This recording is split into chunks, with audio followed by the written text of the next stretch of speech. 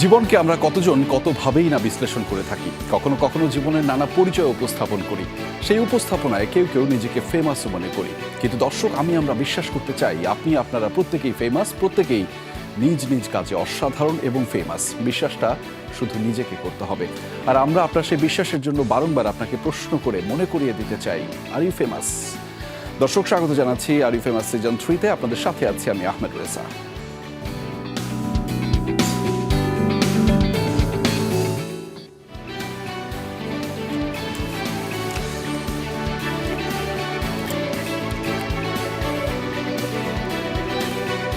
দর্শক, are you ফেমাসের আয়োজন মানে একটু ভিন্ন পর্ষা, ভিন্ন সারথি আমাদের সাথে যুক্ত হয়। আজকে কিন্তু তার ব্যত্যয় করছেন, তবে আজকে আমি সুপার এক্সাইটেড বিকজ আজকে আমাদের সাথে যেই মানুষগুলো যুক্ত হয়েছে তারা এত বেশি গুণী মানুষ। এবং আমি একটা সংবাদ দিয়ে আপনাদেরকে আজকের এই আমাদের আয়োজনটি শুরু করতে চাই। ঠিক 3 থেকে 4 দিন চীনের বেইজিংয়ে এত বেশি ঝড় ঘূর্ণিঝড় হচ্ছিল, তখন সেখানকার প্রশাসন থেকে একটি কথা বলা হয়েছে, যেটি হচ্ছে যে যার ওজন 50-এর নিচে সে যেন কখনো ঘর থেকে না বের হয়। অর্থাৎ ভারী হতে হবে আপনাকে, এবং আপনি তা না হলে সেই ঘূর্ণিঝড়ে উড়ে যাবেন। আজকে আমার বিষয়টা অনেকটা তাই, কেননা আজকে এত ওজনওয়ালা মানুষজন আমাদের সাথে যুক্ত হয়েছেন, যাদের জন্য আমি একটু শঙ্কায় যে আমি আসলে কখন উড়ে যাব সেই ঘূর্ণিঝড়ে। এবং আজকে আমি নানান ধরনের এরকম শঙ্কায় আছি, চক্করে আছি, যে চক্করগুলো আসলে আমার মাথার মধ্যে ঘুরে যাচ্ছে, এবং আমি নিজেও অনেক বেশি টেনশনে রয়েছি। দর্শক, আমাদের সাথে আজকে যুক্ত রয়েছেন দ্য লিজেন্ডারি ম্যান, এবং যিনি শুধুমাত্র বাংলাদেশের প্রতিনিধিত্বকারী নয়, তিনি আসলে বাংলাদেশকে যেমন করে ধারণ করেন এবং বাংলাদেশকে প্রতিনিয়ত এগিয়ে নিয়ে যান। আমাদের সবার প্রিয় দ্য লিজেন্ডারি মোশাররফ করিম, স্বাগত আপনাকে আমাদের আর ইউ ফেমাসের আয়োজনে। আপনি নিশ্চয়ই ভালো আছেন? হ্যাঁ, ভালো আছি, এবং আমি একটু মুগ্ধ হয়ে গেলাম আপনার বলার ধরনে। আপনার বলার ধরন আসলেই চমৎকার। আমি আসলেই একটু ভয় পাচ্ছি আপনাকে সামনে নিয়ে। দর্শক, এখানেই শেষ নয়। আমি যেহেতু বলেছি যে আজকে একটা শঙ্কা, ঘূর্ণিঝড় কিংবা ওজনওয়ালা মানুষরা আমাদের সাথে রয়েছেন, সেইটির প্রেক্ষাপটে যিনি এর পরবর্তীতে যাকে আমি পরিচয় করে দিতে পারবো দেশি নাকি বিদেশি, সবাই একদমে এখন যাকে চিনেন তার সুমনা নেওয়ার। আমি আপনাকে নানানভাবে বর্ণনা করতে পারি, আপনার কাজ, আপনার অভিনয়, আপনার নির্মাণ, সেটির ব্যতি রেখে আমি বলতে চাই যে আপনি আসলে আমাদের মানুষ। কেমন করে যেন আমাদের কথাগুলো এত দারুণভাবে বুঝেন, সেই জন্য আমি এই যে নির্মাতা, অভিনেতা, সেগুলো বাদ দিয়ে আমি বলতে চাই আপনি আমাদের মানুষ। ঠিকঠাক? Thank you. জি, ধন্যবাদ। এবং দর্শক, আমাদের সাথে আরও একজন মানুষ যুক্ত রয়েছে, যার জন্য আসলে আমার অনেক সিরিয়াস কথা বলতে ইচ্ছা করছে, এবং যার জন্য আমি আজকে অনেক চক্করে আছি। এবং সেই চক্করওয়ালা মানুষ আমাদের সাথে যুক্ত রয়েছেন শরাফ আহমেদ জীবন ভাই, নির্মাতা এবং গুণী অভিনেতাও বটে। স্বাগত আপনাকে আর ইউ ফেমাসের আয়োজনে। ধন্যবাদ। ভালো আছেন নিশ্চয়ই? আমি সবসময় ভালো থাকি, অবশ্য থাকেন। আমাদের এই আয়োজনের জীবন ভাই এসেছিলেন, আপনিও এসেছিলেন। আমাদের একটা কমন প্রশ্ন থাকে, মোশাররফ ভাই, আপনি আজকে প্রথমবারের মতো, আমি এই প্রশ্নটা দিয়ে আপনাকে শুরুটা করতে চাই। যদিও একজন উপস্থাপক হিসেবে আমার জন্য এই প্রশ্নটা করা একটু ইতস্তত এবং অস্বস্তির, আপনাকে বিশেষ করে তারপর এটা করতে হয়। Are you famous? হ্যাঁ, বাংলাদেশে চেনে সবাই। বাংলাদেশে শুধুমাত্র? সেটা বাংলাদেশে তো অবশ্য নয়, পুরো বিশ্বেই আপনাকে চেনে, দারুণভাবে চেনে আপনার কাজের জন্য। এবং আমরা এই আয়োজনের শুরুতে একটা কথা বলেছিলাম মোশাররফ ভাই, সেটি হচ্ছে যে আমরা বিশ্বাস করি এই পৃথিবীতে প্রত্যেকটি মানুষ অসাধারণ কোনো না কোনোভাবে তার কাজের কারণে। সেই কাজটিই আসলে দিন শেষে বাঁচিয়ে রাখে। এবং আপনি নিরবিচ্ছিন্নভাবে, নিরলসভাবে দীর্ঘ সময় ধরে যেভাবে কাজ করে যাচ্ছেন, আপনি থাকবেন সবসময় আমাদের মধ্যে। আল্লাহ ভরসা। আচ্ছা সুমন ভাই, একই প্রশ্ন আপনাকে, আর ইউ ফেমাস? যেহেতু তোমার শোতে 2-3 বার আসা হয়ে গেছে, আই থিঙ্ক এইবার আমি ধরে নিতে পারি আমি ফেমাস।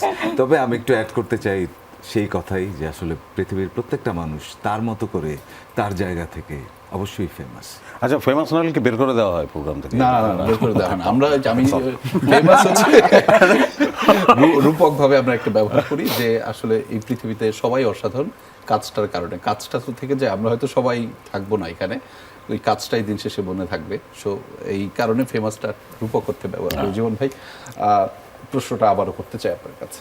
আমার একটু সন্দেহ আছে, কারণ মাত্র আজকে নিয়ে 2 বার, তো আর কয়েকবার আসলে আমি এটা কনফার্ম করতে পারবো। হি ইজ ফেমাস আমার মনে হয়। এবং আমার বিষয় হচ্ছে যে জীবনের সঙ্গে তো আমার প্রথম তো অভিনয় দিয়ে, সে ডিরেক্টর, আমি অভিনেতা।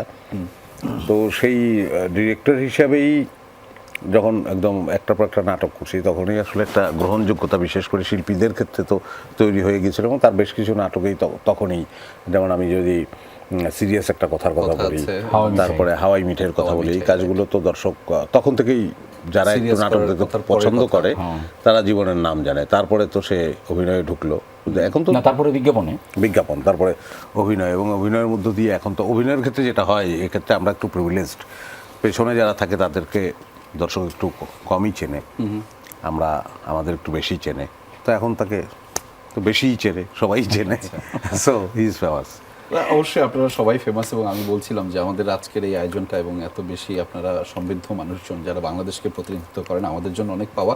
তবে সেক্ষেত্রে আমরা একটু যেই কাজটা নিয়ে আসলে আপনারা দিন শেষে এত ফেমাস হন, এত মানুষের আলোচনায় থাকেন, সেই কাজটা নিয়ে একটু কথা বলতে চাই। সম্প্রতি একটা কাজ যেটি বেশ আলোচনায় নানান কারণে, এবং আমরা দেখছিলাম যে একটা বিতর্কও চলছে মিডিয়া ইন্ডাস্ট্রিতে, বিশেষ করে চলচ্চিত্র অঙ্গনে, যে কে আসলে কাটটা বেশি চলছে, কাটটা কম চলছে, কোন সিনেমাটায় গিয়ে কোন নায়কটা বেশি এগিয়ে গেলেন, এরকম নানা ধরনের বিতর্ক বা আলোচনার শব্দটা বলি, সেটা আসলে বেশি ফলপ্রসূ হবে যে আলোচনা শব্দটা বলা। সেইখান থেকে আমার কাছে মনে হয় যে আমি সবসময় চিন্তা করি যে একজন অভিনেতা কিভাবে তার অভিনয়টা, এই দক্ষতাটার ডেলিভারি দেন। সেই দিন শেষে শক্তিমান যে শব্দটা বলি, যে শক্তিমান অভিনেতা, সেটাই তো থেকে যায়। এবং সেই ক্ষেত্রে মোশাররফ ভাই, আপনি অনেক দিন পরে সিনেমায় আসলেন, এবং একই জায়গা থেকে জীবন ভাইয়ের প্রথম সিনেমা, এবং আপনাদের যেই কেমিস্ট্রি, মিথস্ক্রিয়া, সেটা দীর্ঘ সময়ের আপনারা শুরু করেছিলেন, এবং সিরিয়াস একটা কথার যে দারুণ জনপ্রিয়তা পেয়েছিল আপনাদের সেই কেমিস্ট্রিটা আমরা আরও একবার বড় পর্দায় দেখতে পেলাম। এবং সেখান থেকে এই যে দীর্ঘ জার্নিটা এখন এই পর্যায়ে এসেছে, আপনি কিভাবে মূল্যায়ন করতে চান নাটক থেকে, ছোট পর্দা থেকে বড় পর্দা? মানে ছোট পর্দায়ও তো বড় পর্দার কাজ দেখি,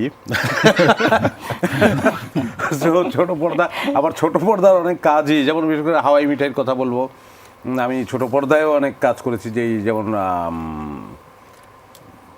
যেমন কি অনেক কাজের কথাই বলতে হবে যেগুলো দেখেই মনে হয়েছে যে এটা আসলে বড় পর্দার কাজ ছোট পর্দায় করে ফেললাম, বা খুব অল্প আয়াসে অল্প আয়োজনের মধ্যেই অনেক চমৎকার ফিল্ম যেগুলো আমরা টেলিভিশনে চালিয়েছি, আমার এমন মনে হয়। তো ছোট পর্দা থেকে বড় পর্দা এই জিনিসটি আমার খেয়াল থাকে না। যেমন আমি অভিনয়ের ক্ষেত্রে আমার মনে হয় যে যদি এগুলো সব বন্ধ হয়ে যায় তাহলে আমি হয়তো টেম্পোতে অভিনয় করা শুরু করব। আচ্ছা, যে টেম্পোতে গুলিস্তান থেকে এসে যাবে, উঠলাম, সবাই ভাড়া দেবে, তার সঙ্গে 5 টাকা করে দিয়ে দেবে, আমি একটু অ্যাক্টিং করে ফার্মগেট নেমে গেলাম। So this is my job actually. আমি অ্যাক্টিংটা র্যালিশ করি, তো সেটা টেম্পোতে র্যালিশ করতে আমার খুব একটা সমস্যা হবে না। আমি টেম্পোতে অভিনয়টা জমাতে চাইবো, কারণ আমি এটা ভালোবাসি। সো মানে আমি খুব ইতর বিশেষ পাই না, আয়োজনের ইতর বিশেষ আছে, অর্থের ইতর বিশেষ আছে এখানে, কিন্তু এছাড়া বাকি সব ঠিকঠাকই আছে। আমাদের বরাবরই আমরা একসঙ্গে, আমরা যারা কাজ করছি, বিশেষ করে সুমন ভাইয়ের ডিরেকশনে আমি কয়েকটা নাটক করলাম, এবং সেই কাজগুলো খুব আসলে দর্শক গ্রহণ করেছে, যেটা খুবই, ওই কাজগুলো নিয়ে চিন্তায় ছিল, একটু ভারী কাজ, একটু অন্যরকম, যে দর্শক হয়তো নাও নিতে পারে, কিন্তু ভীষণভাবে নিয়েছে দর্শক। সেগুলোই, হ্যাঁ, সাদা মানুষ, হ্যাঁ, সাদা মানুষটা বিশেষ করে। সো আমার ছোট পর্দা থেকে বড় পর্দার চেয়েও বড় কথা হচ্ছে যে সকল পর্দাই ভালো লাগে আর কি, এবং সকল পর্দায় একই এফোর্ট দেওয়ার চেষ্টা করি। সেখানে অভিনয়টা, কাজটা ফুটিয়ে তোলাই হচ্ছে। হ্যাঁ হ্যাঁ, একদম একদম তাই। শোন ভাই, এই কাজটা ফুটিয়ে তোলার ক্ষেত্রে আমরা যদি হাওয়া থেকে শুরু করি, আপনার প্রত্যেকটা কাজ আসলে নানানভাবে আলোচনায়, এবং এরপর থেকে আপনি এর আগেও অনেক কাজ করেছেন বাই দ্য ওয়ে, কিন্তু এরপর থেকে দারুণ একটা জনপ্রিয়তা আছে আপনার কাজের মধ্যে, আপনার ডেলিভারি, আপনার থ্রোয়িং, এবং যেই অভিনয়টা আপনি দিন শেষে আমাদের জন্য করেন, দর্শকদের জন্য করেন, সেটির মধ্যে আলাদা একটা মাজা আছে। এবং এবারের কাজটাও, চরিত্রটাও যদি আপনি একটু নেতিবাচক চরিত্রে, তারপরেও আপনি তার মধ্যে নিজেকে ফুটিয়ে তুলেছেন। আমি শুধু এইটুকু বলতে চাই, জীবন ভাইয়ের ডিরেকশনে এবং the legendary man with us, যে তার সাথে কাজ করতে গিয়ে আপনার অভিজ্ঞতা। বিউটিফুল। আমার আর মোশাররফ ভাইয়ের একটা সিন আছে, সেটা যদি আপনি দেখেন, ওই সিনের জীবনের তো এক ধরনের গাইডেন্স ছিলই, এবং তার স্ক্রিপ্ট এবং টোটাল ডিজাইন, ওইখানে মোশাররফ ভাইয়েরও বেশ অনেকগুলো ইনপুট ছিল এবং সে আসলে সিনটাকে যখনই মোশাররফ ভাই কয়েকটা থাকে সে আসলে সিনটাকে অনেক সহজ করে নেয়। অনেক ভারী একটা সিন, অনেক টেন্স থাকে কোয়াক্টাররা, খুব ইজি করে, আচ্ছা ভাই তাহলে এরকম চলেন আমরা এরকম করি, তো আপনি বসে আছেন না এখানে, আচ্ছা ঠিক আছে আমি আসতেছি। তো এই যে ইজি করে নেয়া কাজটা, খুব প্রেশার না নিয়ে উপভোগ করা, এই যে সে অ্যাক্টিংটা র্যালিশ করে, সে যে আসলে টেম্পোতেও এটা আসলে আরাম করে তার এই কাজটাকে উপভোগ করবে এবং সে করে যেতে পারবে, এই শক্তি তখনই হবে যখন আপনি মানে ভেতর থেকে একটা সৎ মানুষ হবেন এবং কাজটার প্রতি আপনার ভালোবাসা থাকবে এবং আপনার হোল ইন্ডাস্ট্রির প্রতি আপনার একটা কমিটমেন্ট এবং আপনার ভিশনটা খুব সুন্দর থাকবে। এবং গ্লোবালি আপনি যে বলছিলেন আসার পর থেকে যে বাংলা ফিল্ম ইন্ডাস্ট্রি বা আমাদের এই কন্টেন্টকে আমরা যদি আসলে বিশ্ব দরবারে নিয়ে যেতে চাই, তো এই ধরনের মানুষের সংখ্যা আরও বাড়াতে হবে এবং এই সংখ্যার মানুষগুলোই একদিন আমি নিশ্চয়ই আশা করতে পারি যে আমাদের দেশের পতাকা হাতে বিশ্ব দরবারে মিডিয়া ইন্ডাস্ট্রিতে আমরা খুব জোর গলায় বলতে পারবো যে আমরা বাংলাদেশ থেকে এসেছি। এবং আপনি যেভাবে বলছিলেন তাতে আমার কাছে মনে হচ্ছে নিজেদের মধ্যে বোঝাপড়াটা খুব বেশি খুবই জরুরি, কারণ হচ্ছে আসলে আমরা কি করি, আমি সরি না, please. করছি, আমরা আসলে করি কি, আমরা এই সিনটাই তো করি। এখন ওই সিকোয়েন্সটায় কার প্রাধান্য বেশি কার প্রাধান্য কম, সেইভাবে হিসাব যখন করে একটা ঈর্ষার দ্বন্দ্বে ঢুকে গিয়ে সিনটাই ধ্বংস করে ফেললাম। ধ্বংস হয়ে যায়। মানে আমার ফিল্মটাই হলো না, আমার সিকোয়েন্সটাই হলো না। রিঅ্যাক্টিভ হওয়া খুব, তারিক নামের কথা বলছি, আমার গুরু, উনি এটা খুব শেখাতেন যে কখনোই রিজেক্ট করবা না, তোমার অ্যাক্টর কী দিচ্ছে তোমাকে রিসিভ করো। আচ্ছা, যত বেশি রিসিভ করতে পারবা তত বেশি তুমি অ্যাক্টর হিসেবে সমৃদ্ধ হবা। তো ওই রকম ওই সিকোয়েন্সটা, আর সুমন ভাই যদিও ডিরেক্টর কিন্তু তার ব্যাকগ্রাউন্ড বা আগের থেকে মূলত সে অভিনেতা, এই গুণগুলো তো আছে, অভিনয় কম করছে সেটা ভিন্ন কথা। এবং আমি খুব হ্যাপি যে আমরা ওই জায়গাগুলো দানা বাঁধানোর ক্ষেত্রে একজন আরেকজন, মানে ওটা মাথায় ছিল না যে এটা করলে সে তার বোধহয় অভিনয়টা আমার চেয়ে মানে এই যে ভালো খেললো চিন্তা ভাবনা, তার অভিনয়টা আমার চেয়ে খুবই বেশি ভালো হয়ে গেল, আমারটা একটু কম হলো, মানে এইগুলোর মধ্য দিয়ে তো আসলে হবে না, হওয়া উচিতও না। আর এই চর্চা কোথাও নাই সেটা বলছি না, কিন্তু এগুলো খুবই মানে ছোট লোকের চিন্তা ভাবনা। এবং সেই ছোট লোক থেকে মানে বড় লোক হতে না পারলে আসলে সিনেমাটা হবে না বা কোনো আর্টেই হবে না। আমরা বড়লোক হতে চাই, একদম পুরোপুরি সবাইকে নিয়ে বড়লোক হতে চাই।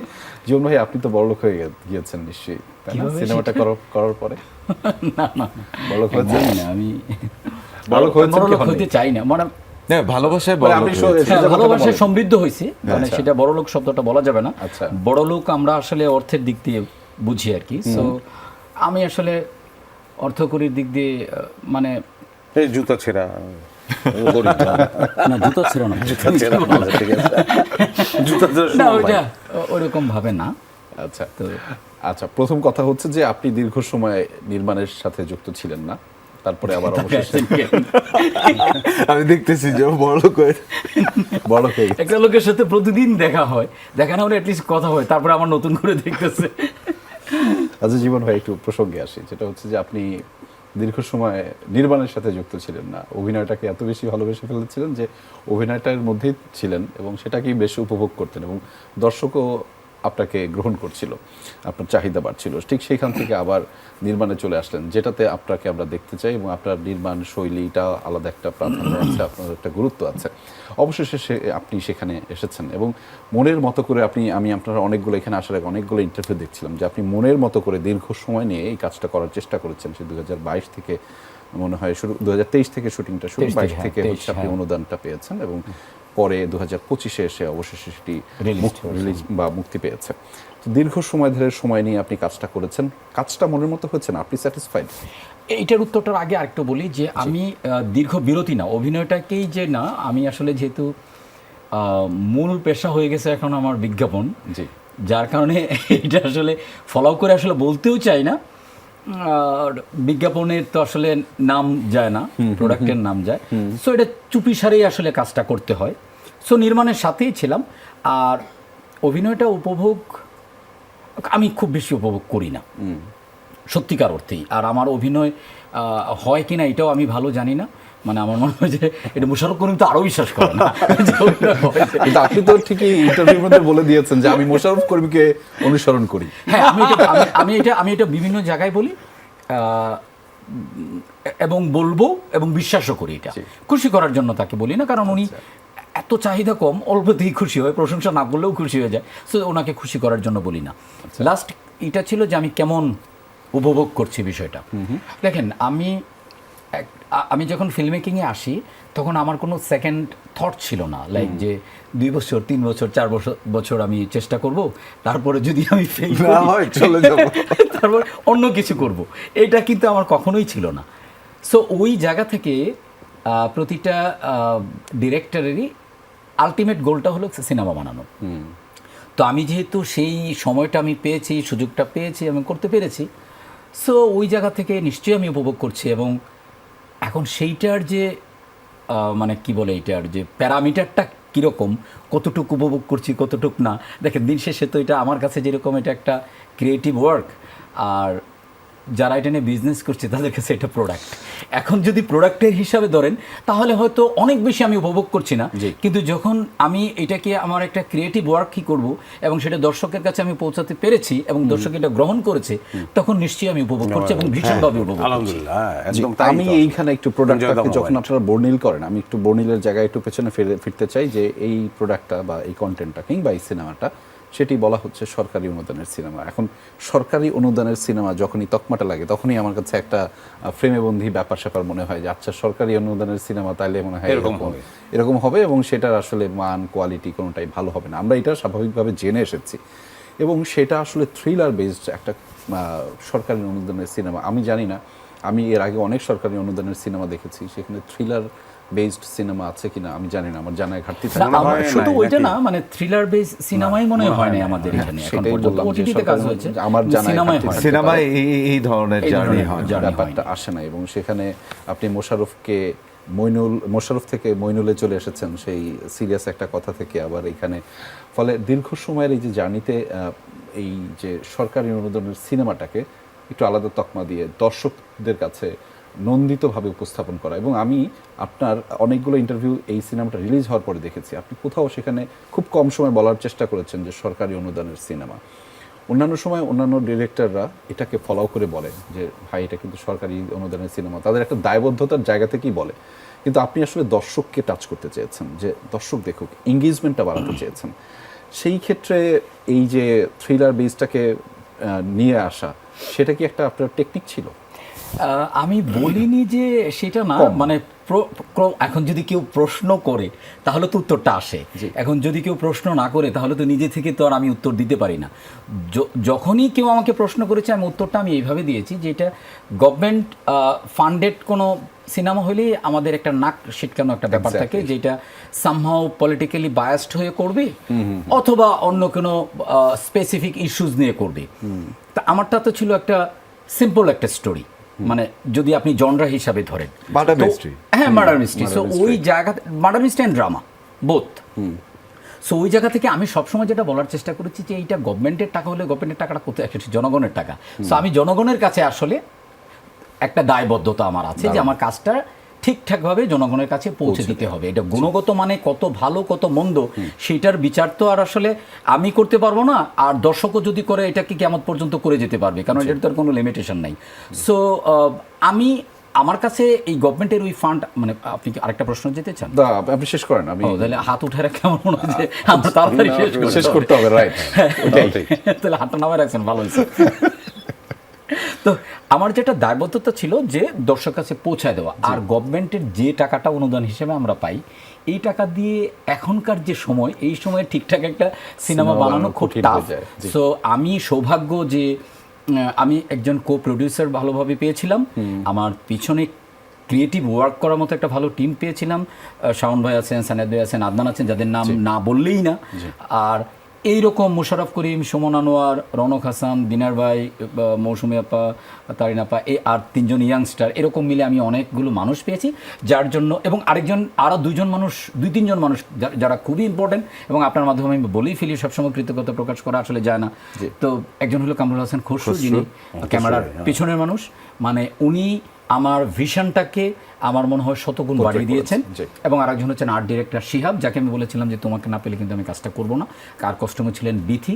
আপনি হয়তো খেয়াল করে দেখবেন যদি ভালোভাবে যে মোশাররফ করিম কিন্তু ওভারঅল একই টাইপের কস্টিউম, এবং আপনি অনেকগুলো দৃশ্য তো দেখবেন যে সবারই colour scheme almost same. Same, right. So আমি একটা কথা বলার চেষ্টা করি সবসময় যে হল থেকে হয়তো ছবিটা নেমে যাবে, কিন্তু মানুষের মনে হয়তো থাকবে। যারা হয়তো হলে অনেক বেশি এখন রাজত্ব করছেন, মানুষের মনে কতদিন থাকে আল্লাহ মাবুদ জানে। মনের রাজত্ব আসলে আপনারাই করবেন। তবে আমারও একটা দায়বদ্ধতা আছে, ছোট্ট করে একটা বিরতি নেওয়ার জন্য। দর্শক, আর ইউ ফেমাসের আয়োজনে ছোট্ট একটা বিরতি নিচ্ছি, ফিরছি একটু পরেই। আমাদের সাথেই থাকুন, কোথাও যাবেন না। দর্শক, আরও একবার স্বাগত জানাচ্ছি আর ইউ ফেমাসের আয়োজনে। একজন গুণী মানুষ, গুণী সারথি আমাদের সাথে যুক্ত রয়েছেন, যাদের সাথে জম্পেশ একটা আড্ডা হচ্ছিল। মোশাররফ ভাই, আমি আপনার কাছে ফিরতে চাই। আমরা আপনার নানান কাজের মাধ্যমে এত ভালো লাগে কাজগুলো, এত উৎসাহ পাই যে আমরা আমাদের ইন্ডাস্ট্রিটা অনেক দিন এগিয়ে যাবে এবং অনেক দূরে যাবে, এবং আপনারাই সেটা নিয়ে যান। আমি একটু চরিত্রের প্রসঙ্গে আসি। যেই চরিত্রায়নটা আপনারা করেন সেটি হচ্ছে যে ওসি হারুনের কথা আপনার নিশ্চয়ই মনে আছে, এবং ব্যাপকভাবে বাংলাদেশে আলোচিত একটা চরিত্র, এবং সোশ্যাল মিডিয়াতে বিশেষ করে সামাজিক যোগাযোগ মাধ্যমে এই ওসি হারুনকে নিয়ে এত এত এত মিম, এত কন্টেন্ট হয়েছে। আমার মনে হয় এই ক্যারেক্টারাইজেশনটা অন্যান্য অনেক চরিত্রকে ছাড়িয়ে যায়। সেই ওসি হারুনের একটা সিকুয়ালি অনেকে বলছে যে এবার আপনি মইনুলে নিয়ে এসেছেন, এবং আপনার এক্সপ্রেশন, বিশেষ করে সিনেমার মধ্যে আপনার কথা বলার ধরন, যদিও আমরা ওসি হারুনকে থাম করে দেখেছি যে গুলি করে মেরে ফেলা হয়েছে, এরপরে কি হয়েছে আমরা জানি না, অপেক্ষায় আছি যে কী হবে কী হবে কী হবে। আবার মইনুল চরিত্রে আসলেন ডিবি অফিসার হিসেবে এবং পুলিশের চরিত্রে। এই চরিত্রগুলো মানে আপনি কেমন উপভোগ করেন? আমরা দর্শক হিসেবে দারুণভাবে উপভোগ করি, কিন্তু আপনার উপভোগের জায়গাটা আমার খুব জানতে ইচ্ছে করে। আপনি একটু আগে, আমি একটু সংযোজন করতে চাই, একটু আগে বলেছেন আপনার কাছে চরিত্র এবং প্রেক্ষাপট হলেই হলো, আপনি সেখানে আপনার সব কিছুই মুনশিয়ানাটা প্রকাশ করতে চান, আপনার সর্বোচ্চটা ঢেলে দিতে চান। কিন্তু সেই প্রেক্ষাপটে চরিত্রের কি কোনো ধরনের আলাদা আছে যে না এই চরিত্রটা আমার কাছে ভালো, এইটা ভালো? কিন্তু দর্শক হিসেবে আমি যেমন আপনার চরিত্র আমার অভিনয় করতে ইচ্ছে করে। আচ্ছা, যে আপনি যেভাবে কথা বলছেন, যেভাবে হাত নাড়ছেন, আচ্ছা, দ্য ফ্ললেস কথা বলে যাচ্ছেন, আচ্ছা, মনে হয় যে এরকম একটা চরিত্রে ভাবছিলাম একটু যে এরকম একটা চরিত্র যদি কখনো পাই তাহলে সেটা কী করে করবো। আচ্ছা। তো আমি যদি মহানগরের চরিত্র আর মইনুলের চরিত্রের একটা খুব সূক্ষ্ম পার্থক্য আছে, অবশ্যই পার্থক্যটা সূক্ষ্ম, এবং দুইটা গল্পই কম বেশি থ্রিলার ধর্মী। মহানগরের হারুনকে আমরা অনেক পরে টের পাই, অনেক পরে গিয়ে টের পাই তার পজিটিভিটি, এবং হারুনের মধ্যে অনেক নেতিবাচক দিক প্রকট রূপেই আছে। সে ভালো মন্দ মেশানো একজন মানুষ, এবং সেই ভালোটাকে ফাইনালি অ্যাচিভ করার জন্য নানান মন্দ জিনিসের মধ্য দিয়ে যায়, এবং সেগুলো যেতে গিয়ে তা নিয়ে তার কোনো আফসোসও নাই। সে এখন ঘোলা জলের মধ্যে নেমে সে সাঁতার কাটতে গিয়ে একটু ঘোলা পানি খেয়ে ফেলতে হলে তার আপত্তি নাই, কিন্তু মইনুলের আবার আপত্তি আছে। আচ্ছা, সে ঘোলা জলে পড়েছে কিন্তু পানিটা খাবে না, সে সাঁতরে পরিষ্কার পানিতে যাবে। এটা হচ্ছে বেসিক পার্থক্য ক্যারেক্টার। আর মইনুল খুব মেধাবী, কিন্তু মইনুল খুব ক্যাজুয়াল। আচ্ছা, মইনুল খুব সহজভাবে দেখতে পছন্দ করে। ক্যারেক্টারের মধ্যে সেই ব্যাপারটাও আছে, তার দাম্পত্য জীবন। আমার কাছে সবচেয়ে এই জায়গাটা খুব ভালো লাগছে যে একজন পুলিশের, আমরা পুলিশের ফ্যামিলি দেখি না সাধারণত, রাইট। হ্যাঁ, পুলিশ বললে আমরা যে ইমেজ পাই, হ্যাঁ, সেই ইমেজে কিন্তু আমরা একজন পুলিশের ব্যক্তিগত জীবন, তার বাবার সঙ্গে সম্পর্ক, মার সঙ্গে সম্পর্ক, এই ধরনগুলো কিন্তু বাস্তবে আমাদের মাথায় কাজ করে না। আমাদের ওই পুলিশের এমনিতে নিত্য কর্মকাণ্ড যেমন তেমনই কাজ করে, কিন্তু এই সিনেমায় যে পুলিশ যখন বাসায় ফিরে এসে যে ভীষণ সাধারণ একজন মানুষ, হ্যাঁ, এবং তার মার কথা বলা, স্ত্রীর সঙ্গে খুনসুটি, দাম্পত্য কলহ, পুনর্মিলন, শিশুর সঙ্গে সম্পর্ক, সেটাও আর 10টা সাধারণ মানুষের মতোই কিন্তু তার পারিবারিক জীবনের সৌন্দর্যটা সেটাও বের হয়ে আসে। তো দুটি চরিত্রের পার্থক্য বললে তো ওইটা বললাম যে একটা ঘোলা পানি খেতে হলে খাবে ভালো জায়গায় যাওয়ার জন্য, আর মইনুল খাবে না, এই আর কি। আমরা ফিরবো আবারও মইনুল প্রসঙ্গে। তবে আমি ভাই একটু ফিরতে চাই আপনার কাছে যে এই সিনেমাটার মধ্যে আপনি কোন বিষয়টা বিশেষায়িত করবেন, যেটি করতে গিয়ে ভালো লেগেছে, একটা কোনো ধরনের মজার ঘটনা আপনি আমাদের সাথে শেয়ার করতে পারেন, অথবা আপনি যখন দর্শক হিসেবে দেখেছেন যে এই মুহূর্তটা, এই সিনটা আপনার কাছে খুব বেশি ভালো লেগেছে। দুইটা অপশন, যে কোনো একটা বেছে নিতে পারবেন। মজার ঘটনার চেয়েও বড় কথা হচ্ছে আমরা শুটিংটাকে বেশ উপভোগ করেছি এবং শুটিংয়ে আমরা যে গিয়েই একটা আনন্দের মধ্যে ছিলাম এবং আমরা আসলে কার সিন চলছে সেইটার পরে এবং আগে সবাই এক ধরনের কখন হোল শুটিংটা শেষ হবে এবং আমরা একটা আড্ডায় আজকে সারাদিন কি কাজ হলো বা নেক্সট আমরা কি কাজ করব বা আমাদের ইন্ডাস্ট্রিতে কিরকম ধরনের কাজ চলছে, আসলে এইটা একটা প্রসেস একজন শিল্পীর তৈরি হওয়ার পেছনে, যে আসলে আপনি কোথায় দাঁড়িয়ে আছেন আর কোথায় যেতে চান।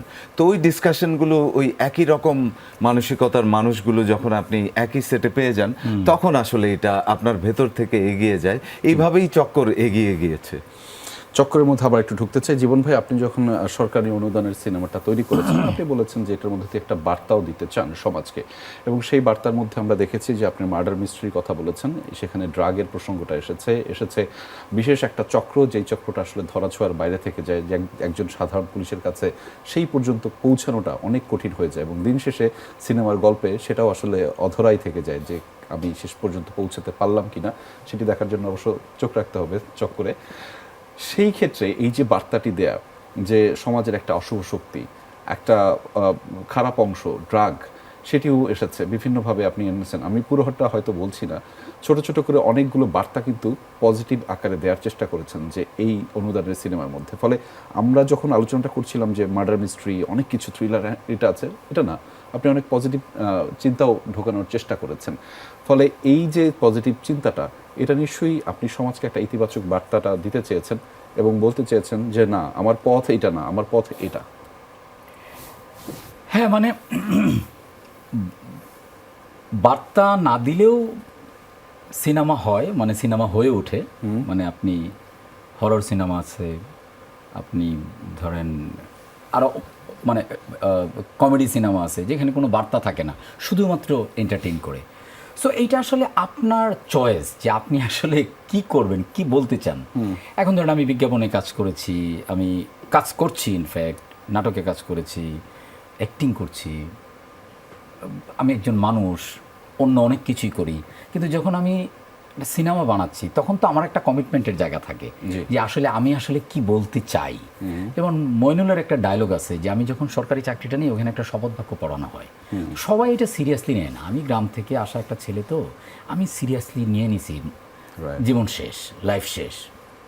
সো আমার যেটা হলো কি যে আমার কাছে সিনেমাটা, যে আমি জানি যে এটা অনেক মানুষে দেখবে না, আমি জানি এটা অনেক বক্স অফিস হিট করবে না, অনেক টাকা আর্ন করবে না, জানি না, অনুমান করো, অনুমান। হ্যাঁ হ্যাঁ, মানে জিনিসটা এরকম আর কি, অনুমান নির্ভর আর কি এটা। বাট আমি এইটুক বলতে পারি বা এইটুক বিশ্বাস ছিল বা আছে যে এটা কানেক্ট করবে, এটা কানেক্ট করবে। মানে আছে না যে আমরা যখন একটা গান শুনি, ভাষাটা আমি জানি না, ওকে, ওই ভাষাটা আমি জানি না, কিন্তু সুরটা রয়ে যায়। কিংবা একটা কবিতা পড়ি কিংবা একটা ছবি দেখি, তো পিকাসোর একটা ছবি দেখলে এটা কি হয়, এর মধ্যে তো অনেকে ভাবে যে এই ছবির মধ্যে দেখার কি আছে, কিন্তু একটা ভাবনার জায়গায় তৈরি হয়, গানের সুরটা রয়ে যায়, কবিতার ভাবনাটা রয়ে যায়। তো আমার কাছে সিনেমাটা হলো যে একটু রেশটা রয়ে যায়, যে এটা যাতে রেশটা যাতে রয়ে যায়, যে আজকে থেকে 20 বছর পরে যখন এই অনুষ্ঠানে যখন আর ফেলো ফিল্ম মেকাররা আসবে, তারা যেন যদি একটু নামটা নেয় তাহলে তো আমার বেঁচে থাকা। সেই ক্ষেত্রে সিনেমাটা যেখানে শেষ হয়েছে একটা টুইস্ট রয়েছে, মানে এরপরে কি সিকুয়েল 2 আসার সুযোগ রয়েছে? একটা সম্ভাবনা তো থাকেই। তবে আমরা যখন সেটা করেছিলাম সেটা টুইস্ট রাখার জন্য করেছিলাম। এটা আমার ক্রিয়েটিভ টিমের অনেকেই এটা চাইনি, কিন্তু কিছু দৃশ্য আমি আমার নিজের মতো করে ফোর্স কাটিয়ে, যে আমি এরকম আর কি, যে আমি ডিক্টেটরশিপ নিয়ে আর কি, আমি ডিরেক্টর, আমি যা খুশি আমি তা করবো, তোমার এত কথা বলা দরকার কি, সিন এভাবে হবে, এটা আমি শেষে লাস্ট টাইম এইভাবে দিব, এরকম। কিন্তু এইটা যখন যারা দর্শক দেখেছেন তাদের কাছে মনে হচ্ছে যে আমরা খুব ইন্টেনশনালি করেছি, কিন্তু আসলে না, অতিরিক্ত বুদ্ধিমত্তার সাথে কাজটা করি নাই, কাজটা হয়ে গেছে। অতিরিক্ত সহজভাবে করলেও সেটা সহজ হয়ে যায়, কাজটা দর্শকদের চিন্তা ভাবনাটা সহজ হয়ে গেছে আমার মতো সাধারণ দর্শকদের জন্য। তবে আরেকটা সহজ কাজ করতে চাই, একটা ছোট্ট বিরতি নিতে চাই। দর্শক, আরিফ ফেমাসের আয়োজনে ছোট্ট করে একটা বিরতি নিব, ফিরছি একটু পরেই, সাথেই থাকবেন, কোথাও যাবেন না। দর্শক, আরও একবার স্বাগত জানাচ্ছি আরও ফেমাসের আয়োজনে। আমাদের সাথে একজন গুণী মানুষ, গুণী সারথী যুক্ত রয়েছেন, যাদের সাথে আড্ডা হচ্ছিল জম্পেশভাবে। মোশাররফ ভাই, আমি আপনার কাছে ফিরতে চাই। আমার কাছে একটা স্ট্যাটিস্টিক্স আছে, আমি জানি এই স্ট্যাটিস্টিক্সটা হয়তো বা ভুল, তারপর আমি বলতে চাই, যদিও অল্প করেও শুদ্ধ হয়, একটু অল্প করেও ঠিক হয়, তাহলেও হবে। আপনার সিনেমার সংখ্যা 20-এর অধিক, আপনার টেলিভিশনে নাটক এবং টেলিফিল্মের সংখ্যা এখানে 594 দেয়া আছে, বাট এটা 600-র অধিক। আপনার ওয়েব এবং চলচ্চিত্র ধারাবাহিক যে করেছেন মোবারক নামা শেষ 2023, তারপরে আরও করেছেন, সেটির সংখ্যাও 20-এর অধিক। এই যে এত কাজ করেছেন, আমরা আপনার নানা কাজ, নানা নাটক, টেলিফিল্ম মানে এবং সোশ্যাল মিডিয়াতে সেগুলো এত বেশি জনপ্রিয়, ছোট ছোট রিলস আকারে দেই। আমি জানি যে আপনার একটা ডায়লগ ওই যে করোনার সময় খুব ভাবে চলছিল, দেখছো চারদিকে কত সুন্দর, মানে এই যে মানুষ উচ্ছ্বাসে সবসময় আপনার কথা শেয়ার করে, আনন্দে শেয়ার করে, কষ্টে শেয়ার করে, আপনাকে নিয়েই সবসময় ভাবে এবং আপনার দ্বারা তার প্রকাশভঙ্গিটা সহজ করে। এগুলো আপনি সামাজিক যোগাযোগ মাধ্যমে দেখেন? আমি এই ক্ষেত্রে একটু অসামাজিক, এই জন্য যে আমি খুব সামাজিক যোগাযোগ মাধ্যমেই আসলে খুব অ্যাক্টিভ না। আমার একটা অ্যাকাউন্ট আছে, একটা পেজ আছে, কিন্তু আপনি একটু খেয়াল করলে দেখবেন সেখানে আসলে পোস্ট দেওয়া হয় না। এক্স্যাক্টলি। এটা কোনো মহৎ গুণ না, এটা আমার বৈশিষ্ট্য। তার কারণ আমি একটু অলস। আচ্ছা, এইটা একটা কারণ। কিন্তু মাঝে মাঝে দু একটু যা চোখে পড়ে, মানুষ আনন্দ পায়, সেটা আমার ভীষণ ভালো লাগে। আর আমি মনে করি যে আনন্দই তো হিলিং, আচ্ছা, মানসিক চিকিৎসা। এনজয় করি। এনজয় করেন। আমি একটু আপনার একটা এই যে জয়যাত্রা থেকে শুরু এবং চক্কর, বৈদ্য,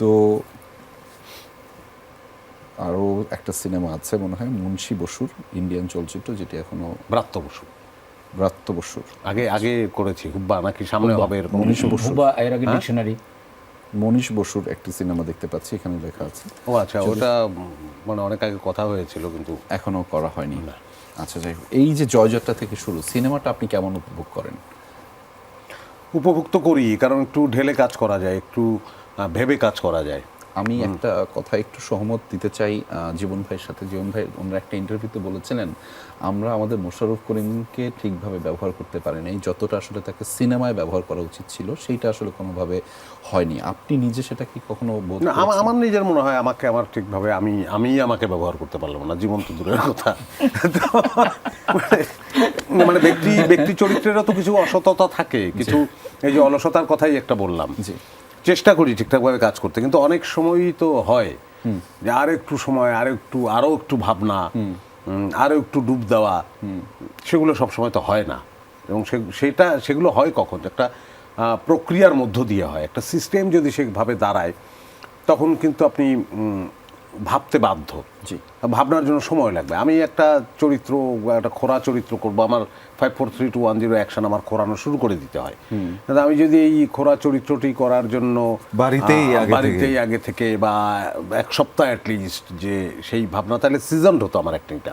আমি এই ক্ষেত্রে আপনি কিন্তু সেটা আমরা পারি না, তার কারণ হচ্ছে, কারণটাও একই সঙ্গে বলেছি, পারি না তার কারণও হচ্ছে যে ওই যে একটা কাঠ পেন্সিল আর একটা নিউজ প্রিন্ট হলেই কিন্তু, আর আমি যদি কবি হই তাহলে একটা কবিতা বা কিছু লিখে ফেলতে পারবো, কিন্তু ফিল্মের জন্য টাকাটা লাগে, এই ক্ষেত্রে এটার জন্য অর্থ লাগে, অর্থটাই সব লাগে, কিন্তু এটা লাগেই। দ্যাটস ওয়াই হচ্ছে যে ওই জায়গায় একটা সীমাবদ্ধতা তৈরি হয়, সময়ের সীমাবদ্ধতা, সেটা একটা মুশকিল আর কি। এই ক্ষেত্রে আমি অনেক এটা আমি আমার পারসেপশন না, অনেকের পারসেপশনটা আমি আপনার সাথে শেয়ার করছি যে মোশাররফ করিমকে বলা হয় কোনো ডিরেক্টর বিপদে পড়েছেন, আপনাকে বললো, আপনি কাজটা করে দিলেন। কোনো একজন নতুন ডিরেক্টর এসেছেন, সে একটা ফ্লোর চান, স্পেস চান, আপনাকে নিয়ে কাজটা করলে তার হিটটা হবে, সেই জন্য আপনি কাজটা করেন। এরকম অনেকের কথা আছে, যাদের অনেকের ক্যারিয়ার আপনি গড়ে দিয়েছেন আপনার কাজের মাধ্যমে, অনেকের ক্যারিয়ার ফ্লারিশ করেছেন আপনার কাজের মাধ্যমে। এই যে সবার চাহিদা, সবার আপনার প্রতি একটা নির্ভরশীলতা, সেটাও কি একটা কারণ আপনার ক্যারিয়ারটাকে পিছিয়ে যাওয়ার, বা আপনাকে যেভাবে ব্যবহার করার কথা ছিল সেটা হয়নি, যে আপনাকে? সেটা হতে পারে, কিন্তু আমি ওইটার বরং অন্য উত্তরটাই দেই, যে এই যে আমি ক্যারিয়ার গড়ে দেওয়া, আমার একটা মনে হয় না। আমি অনেকের কাজ করছি যাদের ক্যারিয়ার তৈরি হয় নাই, কারণ ও আসলে সিরিয়াসই না, ওকে দিয়ে হবে না।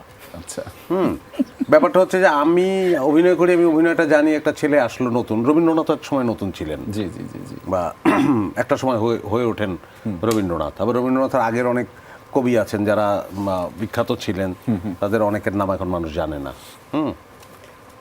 সো একজন ডিরেক্টর আমার কাছে আসতেই পারে, কারণ হচ্ছে আমাকে লোকজন চেনে, বেচা বিক্রির একটা ব্যাপার আছে, রাইট। তো সেইটার কারণ আমার গল্প ভালো লাগলে বা গল্প কোথাও একটু খামতি থাকলে, যদি মনে হয় এই জায়গাটা ইলজিক্যাল লাগছে, সেগুলো ঠিকঠাক করে দিয়ে কাজটা করি।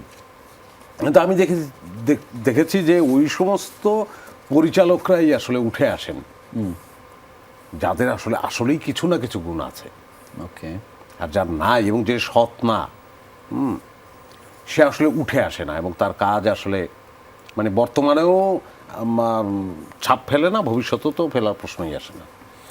নিশ্চয়ই আমরা এই বিষয়ে আপনার সাথে আরো অনেকক্ষণ আলাপ করতে পারলে ভালো লাগতো, তবে এই মুহূর্তে আমাদের একটা ছোট পর্ব আছে, যা বলিব মিথ্যা বলিব, সেটি একটু জীবন ভাই আপনাকে দিয়ে শুরু করতে চাই। মোশাররফ ভাই, আপনার একটা চিঠি লিখতে হবে ছোট করে, সেটা চিঠিটা আপনি লিখে ফেলেন। জীবন ভাই, আপনার কাছে আমি ফিরতে চাই, যা বলিব মিথ্যা বলিত, যাই বলবো আপনাকে সব মিথ্যাই বলতে হবে। চক্কর 302 302, কি এটা কি?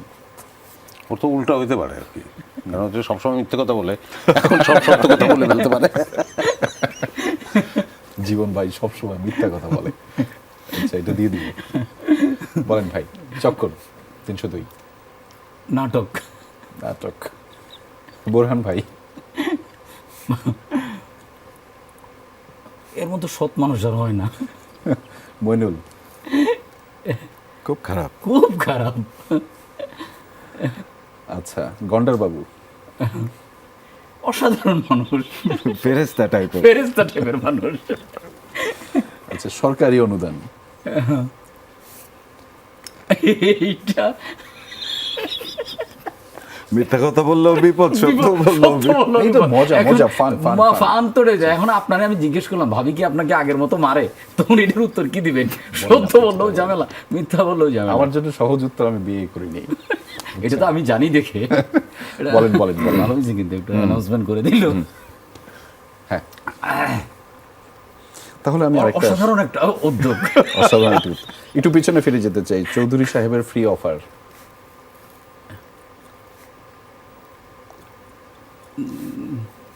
খারাপ না। আবার তোরা মানুষ হ। আবার তোরা সাহেব হ। ওকে, জোশ জোশ জোশ জোশ। সুমন ভাই, আপনার কাছে আমি ফিরতে চাই। চক্কর 302, চক্কর 302। কোনো চক্করই নেই, চক্করে নেই। মোশাররফ করিম, একদম মানে নাম নেয়ারই দরকার নেই। শরাফ আহমেদ জীবন, ও থাকলে আর আমাকে ডাইকেন না কখনো কোথাও। বিচারালয়, ছিল কখনো কোথাও, সেটা চক্কর হয়ে যাওয়ায় ভালোই হয়েছে।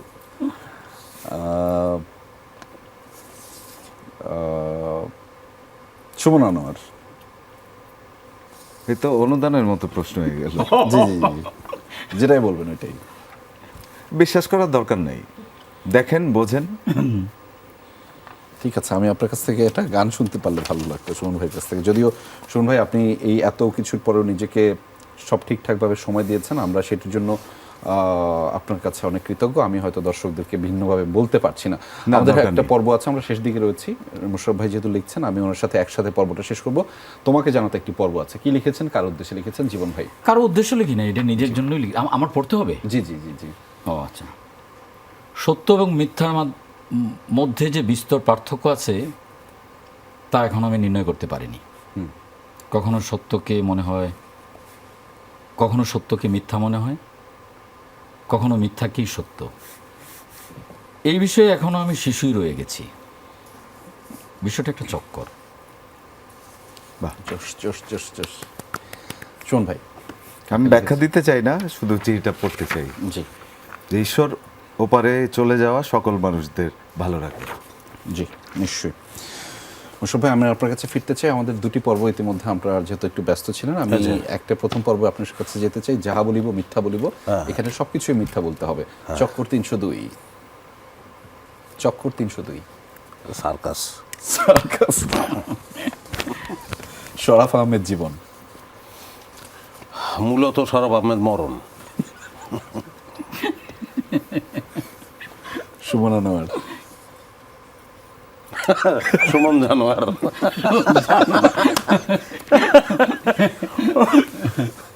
আপনি জোশ ভাই। মহানগর,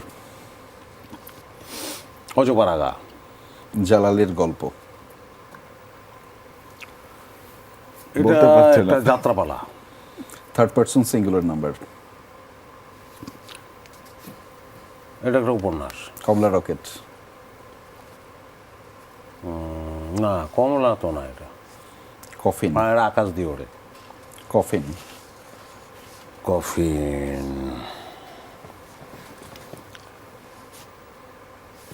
অভিনেত্রীটা 380/6/13 খিলগাঁও চৌধুরীপাড়া। আচ্ছা, মাথার উপর দিয়ে গেছে আমার। মোবারকনামা। মোবারকনামা। মোবারকনামা একটা প্রবন্ধ। ওসি হারুন। ওসি হারুন অস্তিত্ব আমার নেই। দেখা ভীষণ ভালো একজন মানুষ। আমরা একদম শেষ পর্যায়ে রয়েছি। কাকে লিখেছেন, কি উদ্দেশ্যে লিখেছেন? কাউকে লিখিনি, সকলের উদ্দেশ্যে লেখা একটা। তুমি আর আমি কিংবা তোমরা আর আমরা মিলে আমরা হতে পারলাম না, ভয়ে। কারা যেন ভয় দেখায়, প্রথমে ভয়কে, তারপর যারা ভয় দেখায় তাদেরকে।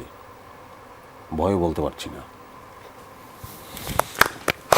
ধন্যবাদ মোশাররফ ভাই, ধন্যবাদ সুমন আনোয়ার ভাই, ধন্যবাদ শরফ আহমেদ জীবন আমাদের সাথে যুক্ত হওয়ার জন্য। আপনারা সময় দিয়েছেন, আমরা কৃতার্থ। আপনারা ভালো থাকবেন, আপনাদের জন্য অনেক শুভাশিস এবং শুভকামনা। দর্শক, আরিফ ফেমাসের আয়োজনে আমরা সেই আমরার গল্পটা, অর্থাৎ মোশাররফ করিম যেটি বলছিলেন যে আমরা হতে হবে, পৃথিবীতে এই বাংলাদেশ নামক রাষ্ট্রটিকে টিকিয়ে রাখতে হচ্ছে আমি না, আমরা হতে হবে। কারণ আপনি করে যে কাজটা বাংলাদেশের জন্য করবেন সেটি আসলে আমরায় রূপান্তর হবে। ফলে বাংলাদেশের জন্য করুন, আমাদের এই ফিল্ম ইন্ডাস্ট্রির জন্য করুন, বাংলা সিনেমা দেখুন, যাতে করে আমাদের বাংলাদেশের এই সিনেমাগুলো এগিয়ে নিয়ে যায়। ভালো থাকবেন, দেখা হবে পরবর্তী আয়োজনে।